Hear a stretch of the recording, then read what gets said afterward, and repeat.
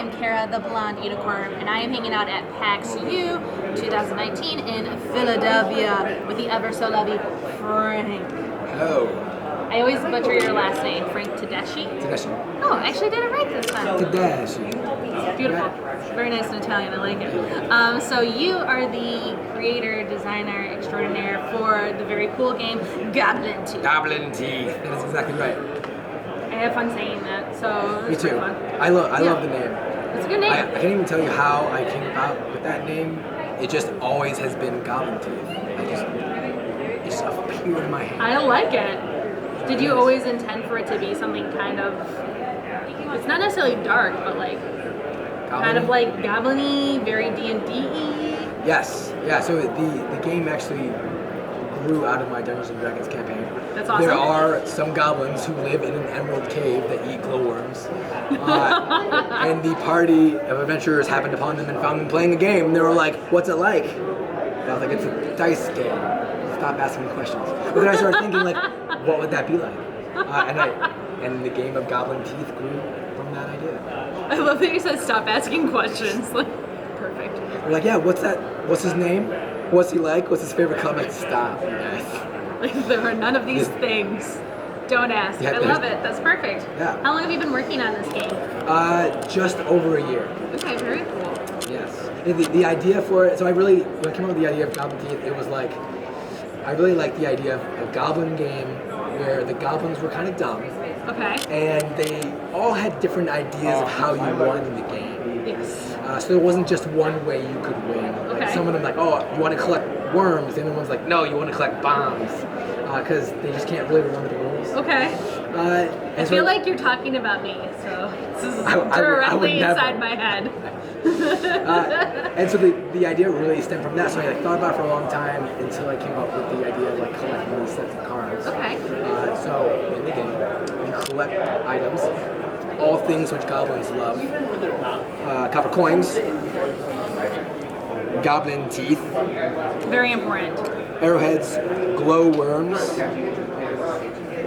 and of course, skull bombs.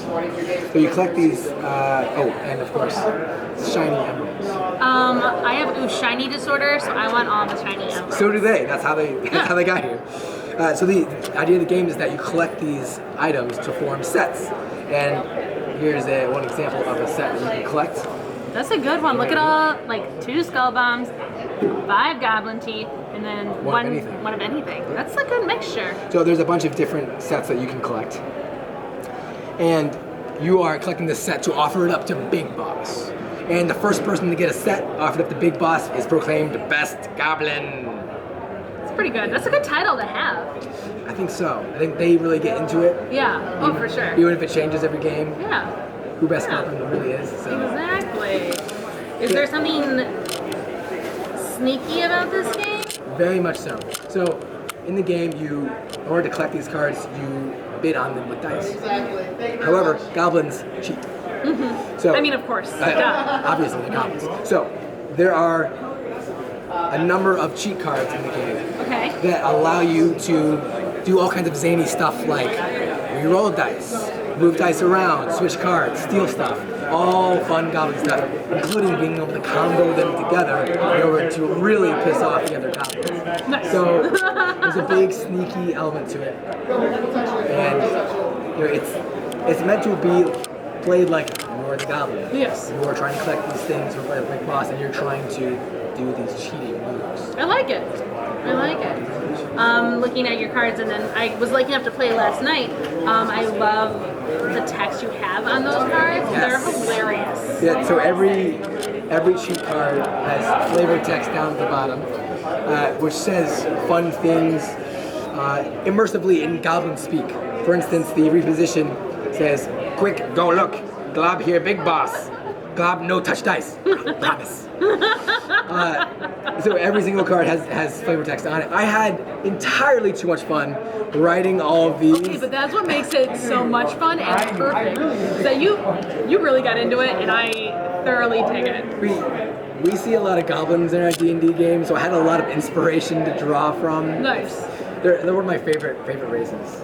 That's awesome. That's so funny. So you guys are now on Kickstarter with this. Yes. live right now on Kickstarter. And you've been on for 20-ish days. We have 6 days left. It's being published by Jelly Bean Games from Peter Hayward. And we are, last time I checked, like less than $100 away from our next stretch goal at 20 grand. So unbelievably close. Please consider checking it out and helping him get there. Thank you. Yes, virtual high fives everywhere. If you are the person that puts us over 20 grand, I will send you major goblin gifts for all of time. If you want. So I love it. yeah, so we're up there right now, getting towards the end. Yeah. But it's been a wild, awesome ride. We've been doing contests every single week. That's awesome. You know, write your best goblin poem, make your best goblin face. Gosh, I love this. It's very like engaging and involvement there. That's awesome. Yeah, Peter and I kind of work together to figure out like all these different kind of contests, and it's been a lot of fun. Plus, whoever wins, they get a $20 credit on their backer kit account. That's awesome. For the games. So yeah, that is really check cool. it out if you have time. If you're feeling goblin-y or cheaty, it's worth it. Yeah, you know, go over there. And it's only $19. That's one of the things I really wanted to do. I did not know that, and that's awesome. Yeah, it's a game that I made. I was like, I really don't want to make another like $40, $50 game. Yeah, hard price. It's a hard price point. Yeah. I was like, card game, some dice, under $20. Yep. There you go. You did it. I did it. I was surprised. Yeah, you did it, and that's really awesome. That's very cool. Awesome. Well, what do you have working then down the pipeline? What do you have coming up? So now that Goblin Teeth is wrapping up, I've been working steadily on a new game. It's a co-op game. Okay. It's called Hatchlings. It is a game about raising baby dragons. Adorable. And training them to grow up and leave your village to go on to where the dragons live before they destroy the village. Yeah, good luck. Yes, it's not easy. Dragons are a little temperamental. They melt down a lot. Yeah. If you have a toddler, you know exactly what I'm talking about. I feel like this is just like all commentary on raising your daughter. It is 100% inspired by my daughter. Does she have random tantrums?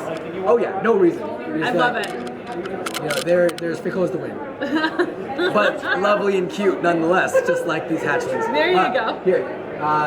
So the art for this game is being done by Derek now, who also has done the art for Goblin Teeth. He's a good friend of mine. Great. I love the work that he's done. It's very rich and it feels like it's real and I can touch it. He really excels at textures and colors. He's also a nice person, which helps. Okay, so like 3 things that this guy is like rocking it. So totally rocking it. I just love his style, and he's able to show me exactly what I was thinking before I tell him. It's a good working relationship there. It's really great. So he and I are Deadbox Games. I do game design, he does the art. And this is the board. This is the pre-alpha prototype art we have going. Just for concepts, getting out like what is this world that these hatchlings live in. Okay. And we have it set in like a snowy landscape on top of this kind of like auburn fall colors. I love this. Yes. Brian, can you like zoom in on this because it's gorgeous. Thank you so much. Very beautiful. My favorite is the dragon fruit tree up here. Oh, that's gorgeous too. Oh my gosh, this nest. Yep. It's like hobbits. It is. I was like so perfect. So it's very Shire inspired. Yes, very much so, but like better. Of course, better. But better. Better than Tolkien, Derek. You hear that? Better. So we're working on it constantly. Played a bunch of times here at the con. Okay. It's really come along. That's awesome. I think Con Origins will be pitching it out to other publishers, see who wants to get in on the co-op. It's card programming for placement. Ooh. So it's very fun. What is card program? Well, let me tell you. Yeah. So tell me, because I honestly don't know what this is. So the whole crux of the game is that the dragons, they never go exactly where you want them to go. Okay. Just like a toddler. So you have these cards which have movement on them. Okay. So, you know, move up here, move down here. And so if you are the dragon shepherd, everyone gives you these movement cards, and you have to program in which way the dragon's going to go. So you put one card for each dragon, and that's where it's going to move. But the thing is, the rest of us don't know which cards you're putting on which dragon. We can only guess where they're going to go. So just like a toddler. Just like a toddler. So we try to anticipate where they're gonna go, so we can be there to do the different objectives. So you know how you train them is you go to the training grounds. You can like teach them how to be independent. You can take them to the vault where you give them a nap. I love it. Everyone loves naps. Yep, everyone loves naps. You know, the vault has their gold and treasure. This is where dragons like to hang out. Okay, I dig it. Or you bring them to the farm and you feed them. So all these kind of dragon. That's pretty adorable. That's adorable. I dig it. It's fun. I like that you kind of do these worlds that are very immersive and they're different. They're like our traditional world, but you're doing it so well that it's so. That's the word I'm looking for. Like you're there, you're living it. I love that. It's very cool. Immersive. Thank you. Words. So I speak them. I'll let you in a secret. All 3 games I've designed exist in my Dungeons and Dragons campaign. So that makes it very real for you. It makes it very real for me. Like so when I'm talking about like the mountains that these dragons live in, this is a real fictional place in my D&D campaign. Like there's already towns and rivers that are named and they have their own personality and their own architecture. And so we're really drawing inspiration from all of that, which I think comes through both in Goblin Teeth and in Hatchlings. That's awesome. It makes it a lot of fun for me because I get to see these things which exist in my imaginary world kind of come to life. I love it. That's so cool.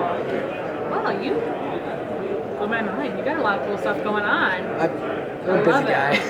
Very busy. Downtime's is not fun. It is minimal. Well, thank you for hanging out with me and telling me about Goblin Teeth and talking about Hatchlings. Go on over to Kickstarter. Check out Goblin Teeth. I really want him to hit his stretch goals and not the next stretch goal, but the one after that. He gets unique art on all of the cheat cards, which I really want. We're only $2,000 away from art on every card. I'm very excited. The artist who has all the work to do, not as excited as us, but it's going to be really awesome. Yeah, so please go over and check that out. Thanks for watching, and we will talk with you later, Facebook. Bye! Bye.